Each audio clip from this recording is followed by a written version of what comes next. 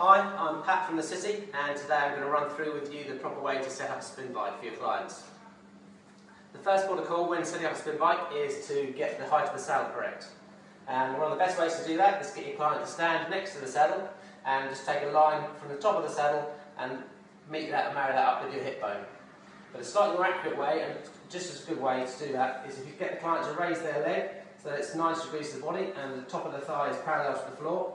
You should have a nice level saddle and thigh position. So as you can see from there, this saddle's not set up quite high enough for me, so I'm going to make an adjustment by turning the knob just here, raising the bar up to the height for myself, and then tightening it back up again. So I'll get on the bike and see how that feels and looks. Another couple of ways to check before you get the client to cycle is if you put your heel on the pedal and then take that pedal down to the bottom of the pedal cycle so that crank on this side is at 6 o'clock, in the 6 o'clock position. You should have a straight leg, so the leg should be locked out straight.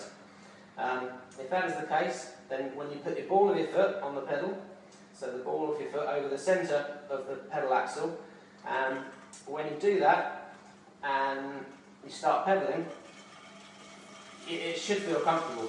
But also, when that's at the 6 o'clock position, you should notice that there should be about a 25 to 35 degree angle at the knee. So therefore, that's for me is now the correct height. And the next thing to look at is the saddle fore and aft position. So that's how far forward or back the saddle is and how close it is to the handlebars. And to adjust that, you just use this knob under here.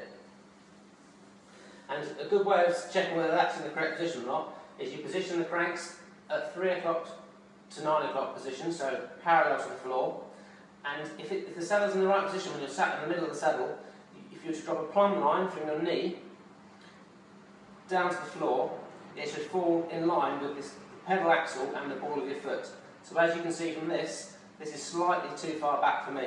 So I'm going to undo that and slide that slightly further forward, get that in the correct position for myself. Tighten it back up again. And then, as you can see now, in the 3 o'clock position, my knee is now completely in line with the centre of the pedal axle. So get the client to take a few resolutions with the pedals, see how that feels, check it's nice and comfortable. And another good way of checking once you've got the adjustments made so that it's the correct height is to check their hips. The hips should be nice and level, so you shouldn't see sort of rocking from side to side of the hips as they're pedaling. If you do see any rocking from side to side, it's normally an indication that the saddle is too high. And the next and final thing we're going to look at when we're adjusting